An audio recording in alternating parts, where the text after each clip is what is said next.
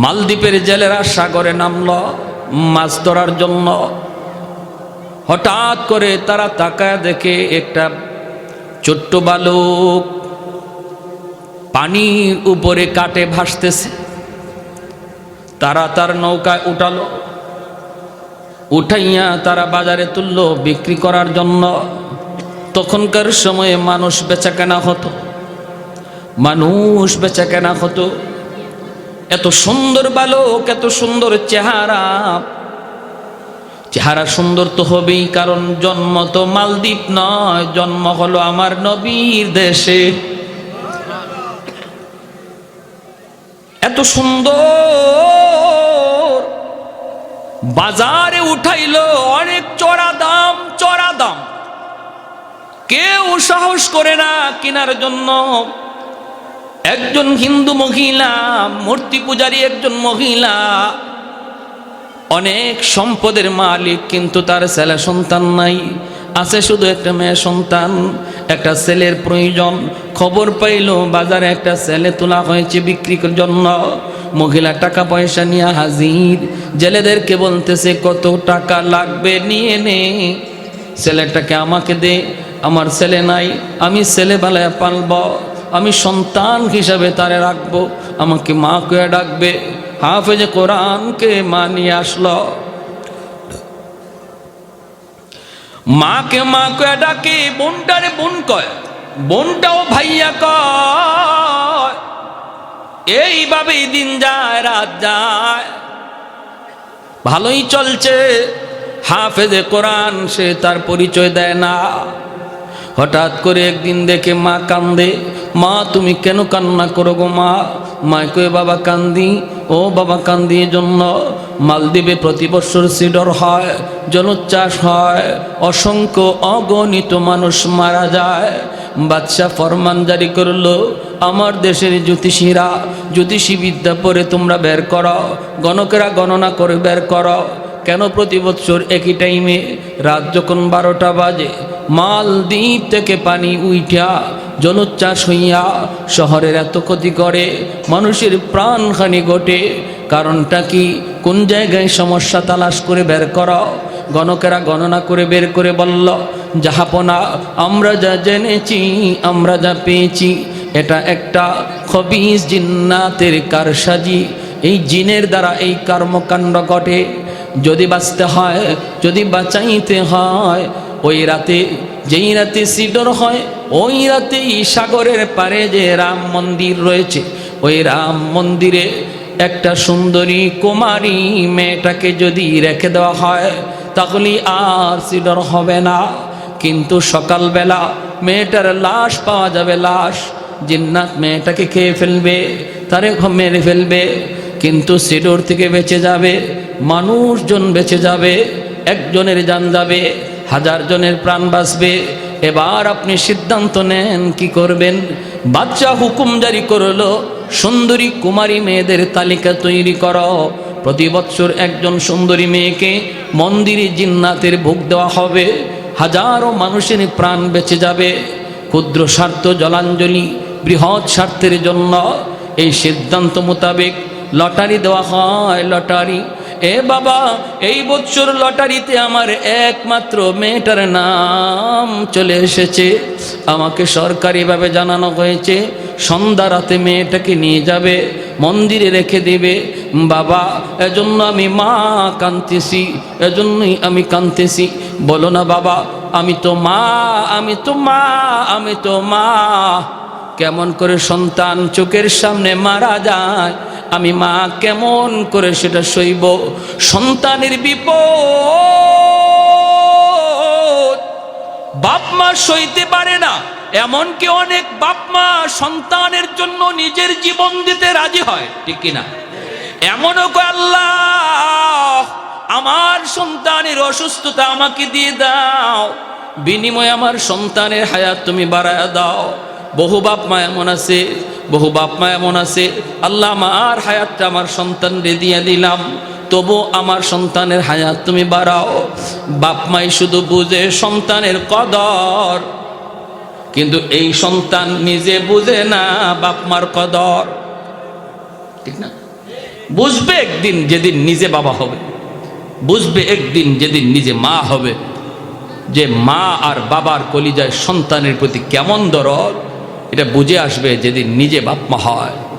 আহা, আমার বাচ্চাটা একদিন ঘুমাই রয়েছি, হ্যাঁ এরকম ঘুমাই রয়েছি আমি, ছোট বাচ্চাটা এখন সে খেলার সাথী খুঁজে, বাবারে খেলার সাথী পায়, কিন্তু আমি তো ঘুমাই রয়েছি, তার তো খেলার সাথী নাই। আসছে আইসা এরকমভাবে আমার বালিশটার মধ্যে নিজের বালিশটায় মাথা দিয়া ও এরকম আমার শরীরের সাথে ঘেঁষাইতেছে, ডাক দেয় না, ঘেঁষাইতেছে, আর আমার গালের সাথে নিজের গাল লাগাইতেছে, যেন আমার ঘুম ভেঙে যায়, আমার ঘুম থেকে জাগানোর জন্য। ছোট 6 বছরের বাচ্চা। তো এরকম যদি গালে গালে গাল লাগায়, আবার মাঝে মাঝে নাকও লাগায়, আমার নাকের সাথে নাকও লাগায়, তো এরকম করতে গিয়ে আমার ঘুম ভেঙে গেছে। কিন্তু আমার ঘুম ভাঙলেও আমি ভান ধরে রয়েছি, চোখ খুলতেছি না, কই দেখি আর কি করে। একটা পর্যায়ে দেখি আমার ঘুম ভাঙানোর জন্য আমার মেয়েটা একদম আমার নাকে কপালে টুটি চুমাইতেছে। তখন ঘুমটা ভাঙছে ঠিক, কিন্তু হঠাৎ আমার মনে পড়ে গেল, আজ আমি আমার বাচ্চাটার প্রতি যেমন দরদ, আমার ঘুমটা ভাঙছে, একটু ধমকও দিলাম না, কাঁচা ঘুম, সারা রাত জার্নি করে আসছি, ফজর করে ঘুমাইছি, একটু ধমক দিলাম না। ওর মা যদি ঘুম ভাঙাইতো তো খবর আসিল, ঠিক না? তো বাচ্চা তো ঘুম ভাঙাইছে, কোনো আওয়াজ নেই, বরং আমি আরও চুমা খাইতেছি, আর অজান্তে আমার চোখ দিয়ে পানি চলে আসলো যে আমার বাচ্চাটা আজকে আমার সাথে যা করলো, আমিও তো ছোট্টবেলা আমার আম্মার সাথে এমনই করছি, আর আমার মাও তো সেদিন আমারে ধমক দেয় নাই, এভাবে আমার কালে চুমু খায়া এভাবে তুলে নিছে। আজ সেই মা কোথায়? সেই মা আজ কোথায়? কবরে শুয়ে রয়েছে। এই কথাটা ইয়াদ করে নিজের অজান্তে চোখ দিয়ে পানি আসলো। মাটা তখন ডাক দিয়ে বলতেছে, বাবা, আমার চোখের সামনে আমার মেয়েটাকে আজকে নিয়ে যাবে, নিয়ে জিন্নাতের বুক বানাবে, এজন্য আমি মা সইতে পারতেছি না, কাঁদতেছি। হাফেজে কোরআন কই, মা গো তুমি কান্না করবা না গো মা। মার কাছে গিয়ে মাকে সান্ত্বনা দেয়, মা তুমি কাঁদবা না, কোনো সমস্যা হবে না আমার বোনের, এই জটিল বিষয়ের সমাধান করব আমি। আল্লাহু আকবার। মা সমাধান করব আমি, বোনের কোনো ক্ষতি হতে দেব না। মা কয়, বাবা কেমনে করবা? কয়, আমার বোনের কাপড় পইরা আমি নিজে বসে যাব, আমার বোনের কাপড় পরে আমি মেয়ে লোক সেজে বসে থাকবো, ওরা আমাকে মেয়ে লোক মনে করে নিয়ে যাবে, আমি যাই একটু দেখবো জিন্নাতের শক্তি বেশি না আমার শক্তি বেশি, আমি যাই দেখবো ওই মন্দিরে কি ঘটনাটা ঘটে, আমি দেখবো গো মা, তুমি টেনশন করো না। মা কই, না বাবা, আমি তোমাকে হাতছাড়া করতে পারি না বাবা, তোমাকে অনেক পয়সা দিয়ে আনছি, অনেক মহব্বত তোমার প্রতি, মেয়ে তো একদিন বিয়ে দেব, মেয়ে তো একদিন এমনি না এমনি চলে যেত, কিন্তু আমি যদি বৃদ্ধ হয়ে যাই আমার দেখাশোনা কে করবে? বড় আশা করে তোমাকে এনেছি, না বাবা তোমাকে আমি হাত ছাড়া করতে পারি না। হাফেজে কোরআন কই, মা গো তুমি ভয় পাও, ভয় পাও, আমাকে জিন্নাতরা মেরে ফেলবে, আমাকে ভোগ হিসাবে খেয়ে ফেলবে। মা তুমি জানো না, জানো না, জানাই নাই, মা গো আমার সিনার ভিতরে কি আছে জানো না? আমার সিনায় যেই শক্তি আছে সেই শক্তি সিডরের শক্তির চেয়ে, ওই জিন্নাতের চেয়ে 1000 গুণ বেশি, যার নাম হলো আমার মালিকের 30 পারা কোরআন। আর একটু জোরে কোন সুবহানাল্লাহ। আল্লাহর কালামের পাওয়ার আছে না নাই? এইবার দেখার বিষয়ে কোরআনের পাওয়ার কি পরিমাণ, কি পরিমাণ কোরআনের পাওয়ার। মহিলা মানুষ, সে তো হিন্দু মানুষ, সে তো মূর্তি পূজারি, সে তো আল্লাহ চিনে না, কোরআন চিনে না, কোরআন বুঝেও না, কি বলবে? ময় কয়, বাবা আমি এত কিছু বুঝি না, আমি তোমাকে দিব না। কয়, মা গো টেনশন করো না, বোনটারে নানার বাড়ি পাঠাও, নানির হাতের পিঠা খাইতে দাও, আর বোনের কাপড় আমারে পরাও, বসায় রাখো মেয়ে লোক সাজায়া, আমার দাড়ি নাই মোছ নাই, ওরা বুঝবে না আমি যে ছেলে, আমাকে মেয়ে মনে করে বসায় দাও, ওরা আমাকে নিয়ে যাক গো মা, কোনো টেনশন তুমি করবা না। বোনের জামা কাপড় পরে হাফেজ সাহেব মেয়ে লোক সেজে পালঙে বসা, আর বোন রে নানার বাড়ি পাঠা দিছে। বুঝেনি কা? সন্ধ্যাবেলা সরকারি ফৌজ দরজার পাশে আইসে টক টক টক টক নক করেছে। মা দরজা খুলছে, খুললেই দেখে সরকারি ফৌজ। এমনি দিল কাইপে উঠছে। মহিলা যতই সন্তানের ছেলে বুঝাইতেছে, এরপরও তো পুরা একিন তো নাই, কোরআন সম্পর্কে তো বুঝেও না। হ্যাঁ, তাহলে হে কথাটার উপর 100 একিন আনবে কেমন করে? ঠিক কি কয়, রাম রাম রাম রাম রাম। আবার সব কই রাম কইও না, রামে কাম হইব না, কাম যেখানে হইব এখানে আমার কন্টাক্ট হয়ে গেছে। সুবহানাল্লাহ জোরে কোন না। হ্যাঁ, ভগবান কইতে তো দেরি হয় না। নবীর যুগে বাইতুল্লাহ মূর্তি আছিল 360টা। এই 360 মূর্তি এখন 33 কোটি হইল কেমনি? হ্যাঁ, এটা হইছে এমনি অদ্ভুত কিছু দেখলেই ভগবান। গরু ভগবান কেন কই দুধ দেয়, অথচ উলান কাটলে দুধ পাওয়া যায় না, ঠিক না? কত ভগবান। বটগাছ কয়টাও ভগবান কেন? কয় বয়স 200 বছর, এজন্য হয়েছে নি কাম। গঙ্গা কয় এটাও ভগবান, কবে থেকে শুরু হয়েছে এখনো পর্যন্ত চলতেছে, তো এটাই ভগবান। তুলসী গাছ কয় এটা পাতা খাইলে কাশ ভালো হয়, তো ভগবান। অন্য উসমান হারুনি আল্লাহর এক বহুত বড় বলি, খাজা মঈনুদ্দিন চিশতি রহমতুল্লাহি আলাইহি উস্তাদ খাদেম নিয়ে রওনা দিয়েছেন শীতের রাত। অসুবিধা দিতেছে আপনাদের? শীতের রাত রওনা দিয়েছেন।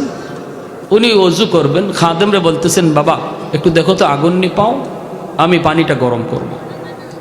তো খাদেম যায় পায়া গেল কিছু মানুষকে আগুনের পূজা করে, আগুন জ্বালাইছে, আগুনের পূজা করে চতুর্দিকে উলু উলু উলু উলু দিতেছে, কারণ এর আগুনও ভগবান কয়।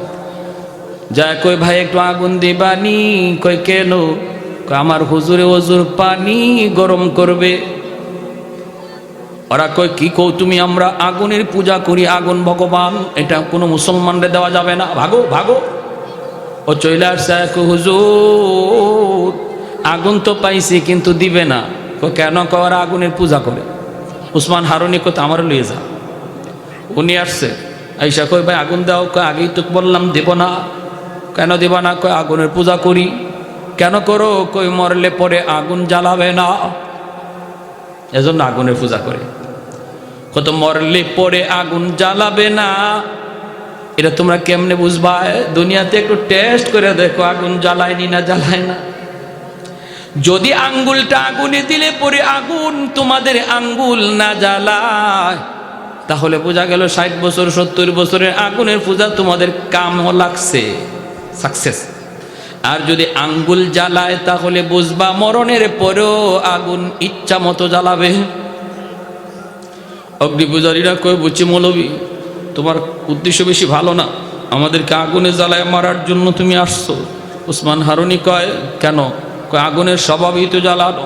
উসমান হারুনি কয় আগুনের স্বভাব জ্বালানো নয়, আগুনের স্বভাবটাই যদি জ্বালানো হতো, ইব্রাহিম খলিলুল্লাহকে কেন আগুন জ্বালাইল না? তোর পাহাড় জ্বলে ছাই ছাই, মূসা কালিমুল্লাহ তুর পাহাড়ে একটা পশম পর্যন্ত আগুন মূসা নবীর জ্বালাইল না। তাহলে আগুনের নিজস্ব কোনো ক্ষমতা নাই জ্বালানোর, আগুনের মালিকের ইশারায় চলে। মালিক যদি কয় তুই জ্বালা তাহলে জ্বালায়, মালিক যদি কয় জ্বালাইস না তাহলে জ্বালায় না। আমাদের গ্রামের একজন বহুত বড় আল্লাহর ওয়ালি ছিলেন, আমার সম্পর্কে নানা লাগতেন। রঙ্গিলা মেসাব কয়ে মানুষে ডাকতো। পাশের ঘরে আগুন লাগলো, হুজুর মসজিদে বসা। তিনি মসজিদে বসে বসে বেশি টাইম মসজিদে বসা রাখতেন। মানুষে কয় হুজুর পাশের ঘরে আগুন লাগছে, তাড়াতাড়ি করে আপনি বাড়িতে যান, যায় নিজের ঘরের মালগুলি সরান। মানুষকে হুজুর কয় কেন? কয় আপনার পাশের ঘর, আপনার ঘরে লাগবে। তিনি বলে আগুনের মালিক যদি চায় তাহলে লাগবে, নতবা লাগবে না। এখনো অনেক মানুষ সাক্ষী হয়ে আছে, আমাদের এলাকার অনেক মানুষ সাক্ষী। হুজুরের ঘরে যে টিনের চাল, চালের ভিতর দিয়ে আগুন ঢুকে, এই দিক দিয়ে ঢুকে ওই দিকে বের হয়ে যায়, কোনো কিছুতে লাগে না। আগুন এই দিক দিয়ে ঢুকে ওই দিকে বের হয়, পাশের ঘর জ্বলে ছাই ছাই।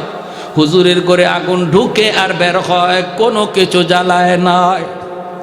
এজন্য ওসমান হারুনি কয়, আগুনের মালিক যদি চায় তাহলে জ্বলে, নতুবা জ্বালায় না।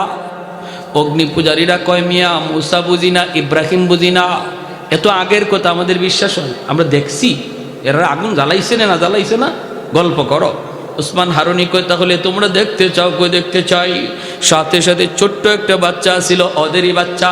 এই ছোট বাচ্চাটারে কোলে লইছেন, লইয়া আল্লাহু আকবার বলে এক লাফে আগুনের ভিতরে চলে গেলেন।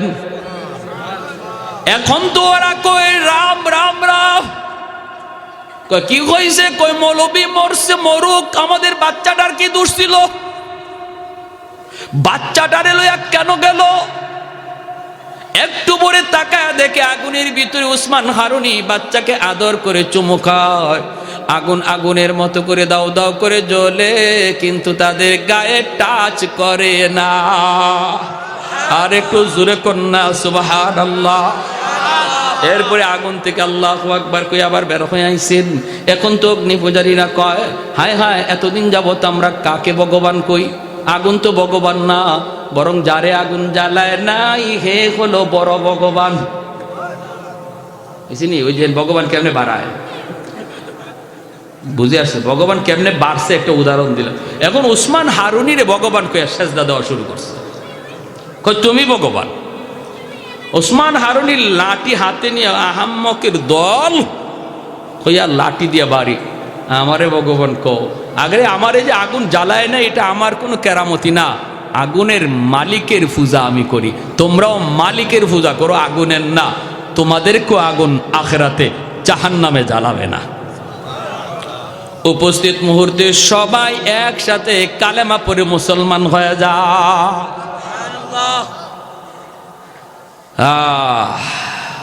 এজন্য অদ্ভুত কিছু দেখলেই ফাল দেওয়া যাবে না, লাভ দেওয়া যাবে না।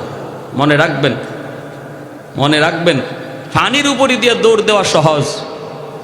একজন মানুষ বাতাসে উড়ে গেছে, আপনি মনে করছেন হে ওই বুজুর্গ, জি না, এটা কিছুই না।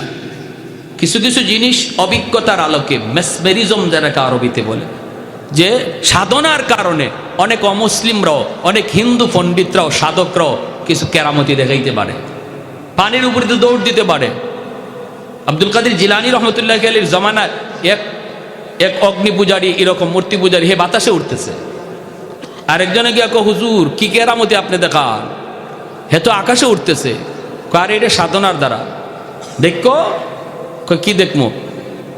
বড় পীর নিজের পায়ের জুতা কইলা বলতেছেন, তুই যা, তুই আকাশে উড়বে। জুতারে বলেন তুই আকাশে উড়বে, উইরে ওরে জুতা ফিটাই নামা। তো আব্দুল কাদের জিলানির জুতা উঠছে আকাশে, উঠিয়া ওই হিন্দু সাধককে জুতায় ফিটাইতে ফিটাইতে জমিনে নামাইছে। কারামাতুল আউলিয়া হাক্কুন, ওলি আল্লাহদের কারামত হক, কারণ ওলিরা এটা নিজের ক্ষমতায় করে না, করান কে? আল্লাহ। নবীদের মুজিজাও নবীরা করান না, করান কে? আল্লাহ। আর আল্লাহ করান বিধায়ী অসম্ভব সম্ভব অসম্ভব হয়, মানুষের পক্ষে না, আল্লাহর পক্ষে সম্ভব। মানুষ যদি কোনো কিছু অসম্ভবকে সম্ভবকে অসম্ভব বানায় নিজের সাধ্যে, এটা নিজের সাধনার দ্বারা, এটার কোনো ভিত্তি নেই, যে কোনো মুহূর্তে এটা তছনছ হয়ে যাবে। ঠিক কিনা ভাই? হ্যাঁ, ওই মহিলা সেও রাম রাম কে চিল্লাইতেছে। হাবের সাহেব কয়, রাখো মা, আসতে দাও। সরকারি ফৌজেরা সেই পালংয়ের মধ্যে বসা তাকে দেখে, এত সুন্দর একটা মেয়ে, চেহারা এত সুন্দর, সুন্দর তো হবেই, কারণ নবীর দেশে, বাড়ি তো মালদ্বীপ নয়। ওরা নিজেরাই কয়, হায়রে এত সুন্দর মেয়েটাকে আজকে আমরা জিন্নাতের ভোগ বানাবো। এরাও আফসোস করে ধরতে চায়। হাবের সাহেব কয়, আমাকে টান দেওয়া লাগবে না, টানাটানিও করতে হবে না, আমি নিজের ইচ্ছায় যাব। মনে মনে কয়, আমারও দেখার আছে তো মন্দিরে কি, অতএব টানাটানি করো না, হেসরা হেসরি করো না, আমি যাইতেছি। সাথে করে নিয়ে গেছে মেয়ে লোকের পোশাক। বলুন তো, মেয়ে না ছেলে? সবার মনোযোগ আছে? হ্যাঁ, মেয়ে না ছেলে? মেয়ের পোশাক পরছে, ঠিক না? মন্দিরের ভিতরে এনে রেখে দিল। ওরা তো চলে আসলো। রাত যখন 12টা বেজে গেল, রাত যখন 12টা বেজে গেল, এমনি হাফেজ কোরআন সে তো ওই মন্দিরের ভিতরে যাইয়া মেয়ে লোকের পোশাক খুইলা যায় না, আমার সাথে নিছিল। মন্দিরের ভিতরেই যায় নামাজ বিছাইয়া আল্লাহর কুদরতি কদমে সাজদা দিয়া কানতে শুরু করলো আর বলল, মালিক আজ প্রমাণ হবে জিন্নাতের ক্ষমতা বেশি নাকি তোমার কালামের ক্ষমতা বেশি। ও মালিক আজ প্রমাণ হবে, চ্যালেঞ্জ হবে, চ্যালেঞ্জ। আজ কোরআনের পাওয়ার বেশি নাকি জিন্নাতের পাওয়ার বেশি, আল্লাহ চ্যালেঞ্জ হবে, পরীক্ষা হবে গো মালিক। এই বইলা হাফেজে কোরআন সে তো এই সাগরের দিকে তাকায় রইছে। রাত যখন 12টা বেজে গেল, সরকারের পক্ষ থেকে পাগলা ঘন্টা বাজানো হলো, জনগণকে সতর্ক করা হলো, সতর্ক হয়ে যাও। সবাই তো সতর্ক হয়ে গেছে। ওই অবস্থায় সে সাগরের দিকে তাকায়, তাকায় দেখে পানিটা অনেক সাগরের মতো পাহাড়ের মতো উঁচু হইয়া বিশাল বিদ্রুপ আকার রূপ নিয়ে আসে মালদ্বীপের দিকে আসতেছে। ওই অবস্থায় হাফেজে কোরআন কয়, মালিক আমি তো তোমার কালাম থেকে সূরা ইয়াসিন তেলাওয়াত করব, আজকে প্রমাণ হবে ইয়াসিনের পাওয়ার বেশি নাকি পানির পাওয়ার বেশি। আল্লাহু আকবার। হাশরের মাঠে এই সূরা ইয়াসিন আমার নবী জান্নাতীদের সামনে পাঠ করবে, আর আল্লাহ নিজে সূরাতুর রহমান পাঠ করবে। কারা কারা ওই মজলিসে থাকতে ইচ্ছা একটু হাত উঠে আল্লাহকে দেখান তো। আল্লাহ তুমি প্রতিটা হাতকে কবুল করো, জোরে বলি আমিন। আল্লাহ তোমার নবীর পবিত্র জবানেও শুনতে চাই, আল্লাহ তোমার জবানেও আমরা কোরআন শুনতে চাই, আমিন। সূরা ইয়াসিন পড়ে ফু দিছে, এই ফুটারে আল্লাহ পাক অ্যাটম বোমার মতো শক্তিশালী বানাইয়া ওই পানির বিপরীতে আল্লাহ পাঠাইয়া দিছে। কোরআনের পাওয়ার আসেনি না নাই? সাগরের মাঝামাঝি যাইয়ে এমন ভাবে অ্যাকশন দিল, পাহাড় পরিমাণ উঁচু পানি মুহূর্তের ভিতরেই সাগরে দেবে গেল। আল্লাহর কোরআন জয়ী হলো, আল্লাহর কোরআন জয়ী হলো, পানি দেবে গেল, জিন্নাত দেবে গেল, জিন্নাত পরাজিত হলো। ভাইরা বন্ধুরা, আল্লাহর কোরআনের পাওয়ার, কোরআনের পাওয়ার। আমাদের সিলেটের একজন বহুত বড় বুজুর্গ ছিলেন, নুরুদ্দিন ঘরপুরি রহমতুল্লাহি আলাইহি, আজ তিনি দুনিয়ায় নাই। এত বড় বুজুর্গ, এত বড় বুজুর্গ, তিনি শনিবার মঙ্গলবার পানি ফরা দিতেন। মানুষজন বোতল নিয়ে পানি নিয়ে হাজির হইতো, আল্লাহর ওলি ফু দিবেন, হাজারো হাজারো মানুষ পানি নিয়ে হাজির মাদ্রাসায়। এত মানুষকে হুজুরে ফু দিবেন কেমন করে? তিনি করতেন কি? তিনি বলতেন, এই যে মাদ্রাসার সামনে পুকুর, বিশাল বড় পুকুর, এই পুকুরের মধ্যে হুজুর একটা ফু দিতেন, ফু দিয়ে চলে যাইতেন আর বলতেন, পুকুর থেকে পানি নাও। মানুষ পুকুর থেকে পানি নিত, কাম হয়ে যাইত। বিশাল বড় পুকুরে ফু দিয়া চলে যাইতেন। এক লোক লন্ডন থেকে আসছে, আর সে হুজুর আমি আপনার খুব ভক্ত। এই বাচ্চারা এইদিকে কথা বলে কেন? হুজুর আমি আপনার খুব ভক্ত, হুজুর আমাকে একটু খাস করে পানি দেন। একটা কাচের জগের মধ্যে এইভাবে পানি নিয়ে হুজুরের সামনে হাজির হয়েছে। হাজির হয়ে হুজুর আমার একটু আলাদাভাবে একটু খাসভাবে একটু ফু দিয়া দেন। হুজুরে বলতেছে, আমি পুকুরে ফু দিলাম না, পুকুর থেকে নিয়ে যাও। হুজুর আমার কি নয় না। কেন? কয় আপনি পুকুরের এক কোনায় ফু দিছেন, এই ফু আরেক কোনায় যায় কেমনে? বুঝে পড়ে না, এই ফু এবার থেকে ওবার যায় কেমনে? তো আল্লাহর ওলি কয়, তোমার একিন হয় না? কয় না। কয়তে তুমি জগে ধরো, ভালো করে জগ ধরো, আমি ফু দিতেছি।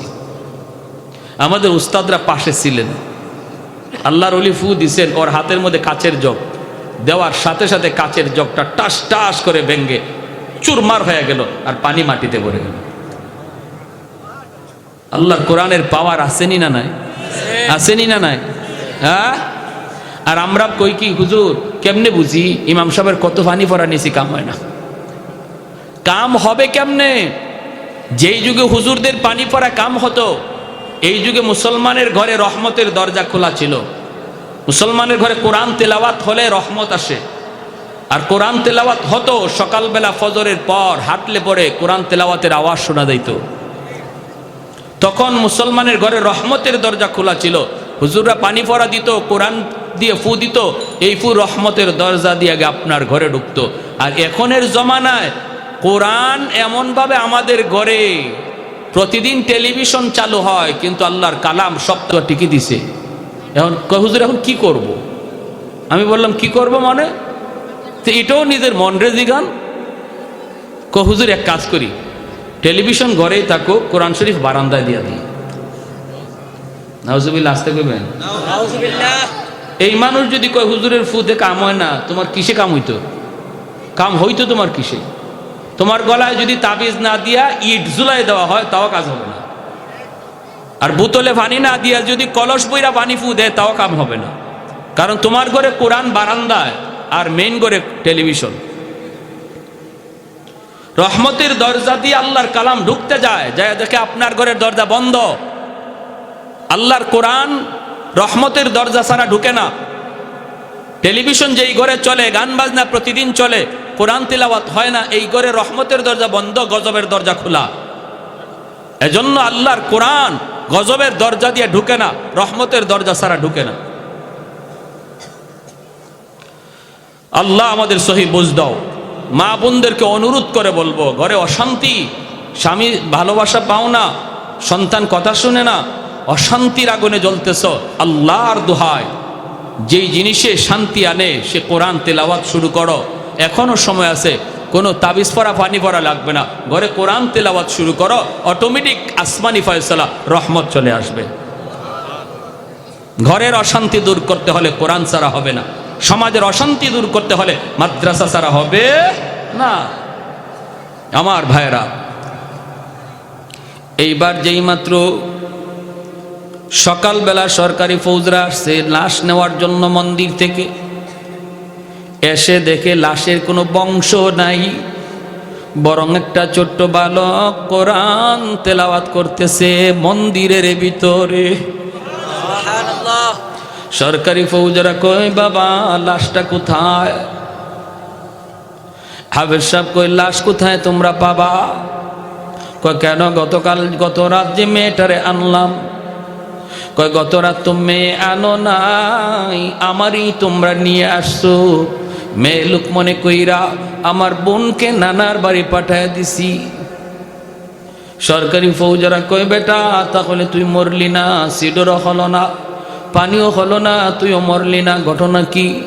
হাফেজ কোরআন কয়, তোমরা মনে করেছ জিন্নাত আমাকে মেরে ফেলবে, খেয়ে ফেলবে, কিন্তু তোমরা জানোই না, তোমরা জানোই না আমার সিনায় কি পরিমাণ পাওয়ার।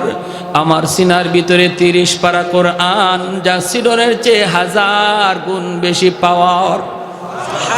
সরকারি ফৌজরার সাথে সাথে বাদশার কাছে চলে গেল, যা বাদশাকে খবর দিল। বাদশাহ দ্রুত বেগে হাজির হয়ে গেল, মন্ত্রী লইয়া, পরিষদ লইয়া হাজির। এই সেই বলতেছে, বাবা কি শুনাইছো? যদি এমনই হয় তাহলে আমরাও আর অন্ধকার ধর্মে থাকতে চাই না, আমরাও কালেমা পড়ব, কিন্তু বাবা আমি নিজের চোখে দেখতে চাই আল্লাহর কালামের ক্ষমতা। আগামী বছর 1 তারিখে আমরা তোমাকে এই জায়গায় রাখবো, সাগরের পারে দাঁড়ায় দাঁড়ায় আমি বাদশাহ মন্ত্রী পরিষদ লিয়া সব দেখব, নিজের চোখে দেখব। যদি এমনই হয় কথা দিলাম আমি বাদশাহ শুধু একা নয়, জনগণ লইয়া মুসলমান হব। এই হলো ইতিহাস। আগামী বছর একই টাইম হাফিজ সাহেবকে মন্দিরে রাখা হয়। সরকার তার বাহিনী লইয়া, মন্ত্রী পরিষদ সব লইয়া সাগরের পারে দাঁড়ায়। রাত যখন 12টা বেজে যায়, সাগরের দিকে তাকায় দেখে পানি অদ্ভুত ক্ষমতাসীন, অনেক ক্ষমতা লইয়া পানি উঠতেছে। হায় রে, এই পানি নর্মাল পানি, সাধারণ পানি হঠাৎ করে এরকম ভাবে ভয়ঙ্কর রূপ নেয়। ভাইরা বন্ধুরা, এটা আল্লাহ পাকও মাঝে মাঝে কুদরত দেখায়। জমিন মাঝে মাঝে আল্লাহর কাছে আবদার করে, মালিক এই জমিনে যেই পরিমাণ গুনাহ হয়, যেই পরিমাণ অত্যাচার হয়, যেই পরিমাণ জুলুম হয়, গুনাহ হয়, আমি জমিন আর বরদাস্ত করতে পারি না, একটু অনুমতি দাও, আমি জমিনটারে ধুয়ে মুছে পরিষ্কার করে দেই। এমনি ভাবে আকাশ কয়, মালিক আর সইতে পারি না, আমি আকাশ ভেঙ্গে পড়ি। জমিন কয়, আমি গিলে ফেলি। আবতালিউ ইবনা আদম ফি কারি লিআন্নাহুম ইয়ারযুকু বিরিজকিকা ওয়া ইয়াসিকা ওয়া ইয়াতাকাল্লামু বিলিসানিকা ওয়া ইয়াসিকা ওয়া ইয়ারজুলু বিরিজলিকা ওয়া ইয়াসিকা আসবিরু ইলা মাতা আসবিরু। জমিন কয়, আর কত আমি ধৈর্য ধরব?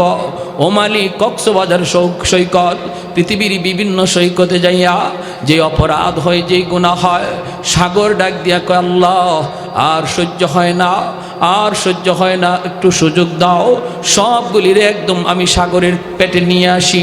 আল্লাহ পাক ধমক দিয়া কয় জমিন থাম থাম, আমার আর আমার বান্দাদের মাঝখানে তুমি নাক গলাইতে আসবা না, কারণ আমার আর আমার বান্দার ভিতরে তুমি নাক গলাইতে আসবা না।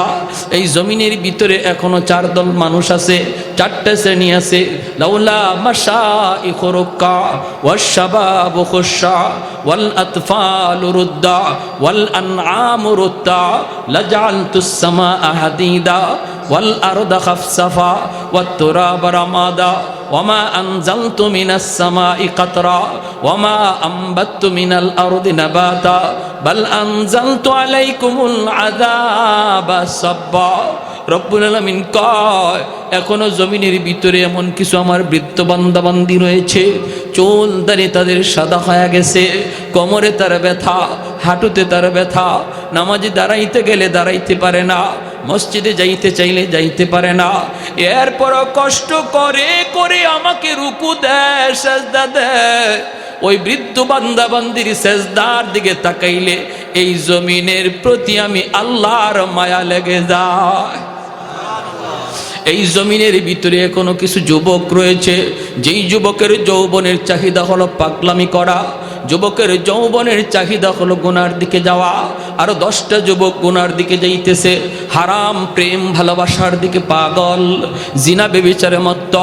আল্লাহ বলে কিন্তু এখনো জমিনে এমনও কিছু যুবক রয়েছে যৌবনের পাগলামি করে না, যৌবন কালেও তারে মসজিদে পাওয়া যায়, যৌবন কালেও তারে আল্লাহর কদমে সেজদা দিতে পাওয়া যায়, যৌবনে সে গুনার দিকে যায় না, জিনা বেবিচার করে না, অন্তরের ভিতরে আমি আল্লাহর প্রেম অন্তরের ভিতরে জমায় নেয়।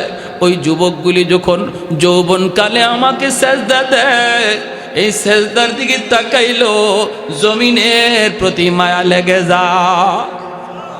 আল্লাহ পাক বলে আরেক দল হলো শিশু বাচ্চা, জমিনের মধ্যে এখনো ঘরে ঘরে কিছু শিশু বাচ্চা আছে, ওই বাচ্চাগুলির কোনো দোষ নাই, বাচ্চাগুলির কোনো অপরাধ নাই, অপরাধ করে তার মা, অপরাধ করে তার বাবা, বাপ মার অপরাধের কারণে জমিনে গজব নেমে আসতে চায়, কিন্তু গজব আসলে বাচ্চা গজবের শিকার হয়ে যায়, অথচ বাচ্চাটার কোনো গুনাহ নাই, কোনো অপরাধ নাই। বাচ্চারা যখন কান্দে তখন এই জমিনের প্রতি আমার মায়া লেগে যায়। আল্লাহ বলে আরেক দল হলো জমিনে পশু পাখি, পশু পাখির কোনো গুনাহ নাই, ওদের কোনো আমলনামা নাই, ওদের জন্য কোনো জান্নাত জাহান্নামও নাই, এদের উপরে নামাজ নাই, রোজা নাই। জমিনে যদি আসমানি গজব, জমিনে গজব নেমে আসে, তাহলে পশু পাখিগুলি তারাও গজবের শিকার হয়ে যায়। এদের দিকে তাকাইলো জমিনের প্রতি মায়া লেগে যায়। যদি এই 4 শ্রেণী জমিনে না থাকতো, যদি ওই যুবকগুলি, যেই যুবক যৌবনে মাথায় টুপি পড়ে, মুখে দাড়ি রাখে, নামাজ পড়ে, আল্লাহ বলে যদি ওই যুবকগুলি এখনো জমিনে না থাকতো, আর ওই বৃদ্ধ মানুষ বৃদ্ধকালেও আমাকে সেজদা দেয়, কষ্ট হলেও সেজদা দেয়, এরা যদি না থাকতো, লাজআলতুস সামাআ হাদিদা, আসমানকে আমি আল্লাহ লোহা বানায় দিতাম, ওয়াল আরদা খাফসাফা ওয়াত তুরাবা রামাদা, জমিনকে আমি তামা বানায় দিতাম, জমিনকে আমি তামা বানায় দিতাম। বাল আনজালতু আলাইকুমুল আযাবা সাব্বা, পরপর পরপর জমিনে শুধু গজব আর গজব নাজিল হইতো। এজন্য ভাইয়েরা বন্ধুরা মনে রাখবা, আল্লাহ পাক রব্বুল আলামিন কয় সাবাকাত রাহমাতি আলা গাযাবি, সর্বদাই আমার গজবের আগে আমার রহমত দৌড়ায়া আগে চলে যায়। সুবহানাল্লাহ। গজব আর রহমত যখন প্রতিযোগিতা করে, গুনার কারণে গজব আসতে থাকে, একদিকে আল্লাহর দয়ায় রহমত আগাইতে থাকে, তখন আল্লাহ বলেন গজবের চেয়ে আমার রহমত দৌড় দিয়ে আগায় যায়। আর এই রহমতের কারণে আজ আমরা বেঁচে আছি, ঠিক কিনা জোরে কোন? এরকম আগামী বৎসর যখন এরকম ভাবে সাগরের পানি উঠতেছে, আর হাফেজ সাহেব ফু দিছে আল্লাহর কালাম পইরা, সাথে সাথে আল্লাহ তার কালামটারে পাওয়ারফুল বানাইয়া ওই পানিকে আইয়া মোকাবেলা করলো, সাথে সাথে পানি আবার সাগরে দেবে গেল। দৃশ্য দেখার পর বাদশাহ, জনগণ, মন্ত্রী পরিষদ সব লইয়া হাফেজ সাহেবের হাতে হাত রেখে কালেমা পড়ে মুসলমান হলো। সেদিন থেকে মালদ্বীপ পৃথিবীর মানচিত্রে ইসলামী দেশ হিসাবে পরিচিত হল। সুবহানাল্লাহ। তাহলে কোরআনের হাফেজের দাম আসেনি না নাই? আরো জোরে। আহা, যদি শিশুটারে শিশুকালে আপনি কোরআন না শিখান, মাদ্রাসায় না পড়ান, এই ছেলে মনে রাখবেন আপনার কবরের পাশ দিয়া গান গায়ে গায়ে চলে যাবে বন্ধুদের নিয়া। তখন কবরে শুয়া বাবা কষ্ট পাবে, মার কষ্ট পাবে। আর যদি সন্তানটারে তুমি মাদ্রাসায় পড়াও, সন্তানটারে হাফেজ বানাও, আলেম বানাও, সন্তান বাবার কবরটা দেখলেই দূর থেকেই চোখে পানি আসবে। আল্লাহর কোরআনের ইয়াসিন পড়তে পড়তে কবরের পাশে হাজির হবে। আল্লাহ কবরের আযাব সাথে সাথে বন্ধ করে দেবে। আমার সন্তান কবরের পাশে গান গাবে নাকি তিলাওয়াত করবে, সিদ্ধান্ত নেবে মা, সিদ্ধান্ত নেবে বাবা। বাপমার সিদ্ধান্ত যদি সঠিক হয় তাহলে সন্তান কবরের পাশে ইয়াসিন পড়বে, আর যদি সিদ্ধান্ত রং হয় কবরের পাশে গান গেয়ে চলে যাবে। ঠিক কিনা জোরে কোন? প্যারে হাজিরিন, এজন্য বলি সন্তান যাদেরকে আল্লাহ দিছে আপনারা শুকরিয়া আদায় করেন আর সন্তানের হক আদায় করেন। নতুবা এই সন্তান আল্লাহর দরবারে বাপমার বিরুদ্ধে নালিশ দিবে, নালিশ, বাপমার বিরুদ্ধে মামলা দিবে, মামলা। আর এই মামলা থেকে বাঁচার কোনো পথ নাই। একটু জিকির করি, লা ইলাহা ইল্লাল্লাহ, জুরে লা ইলাহা ইল্লাল্লাহ। শেষ দিদি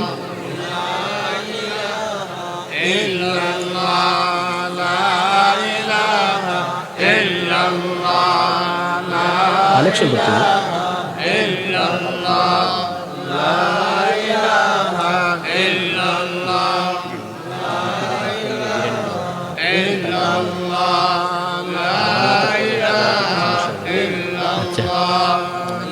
কষ্ট করে নতুন কাজ দিচ্ছে।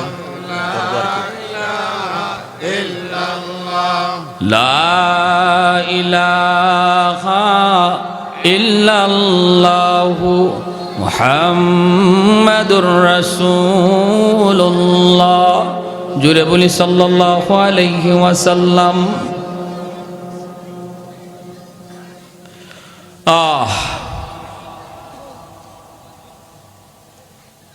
হাসরের মাঠে আল্লাহ হাসরবাসীর সামনে একটা ঘোষণা দিবে। আল্লাহ নিজে একটা ঘোষণা দিবে। ঘোষণাটা কি? ইয়া মাশারাল উলামা তামাইয়াজু বাইনাহুম। আল্লাহ বলবে, ও কোরআনওয়ালারা, তোমরা হাসরবাসী মানুষ থেকে আলাদা হয়ে যাও। সুবহানাল্লাহ, জোরে কর।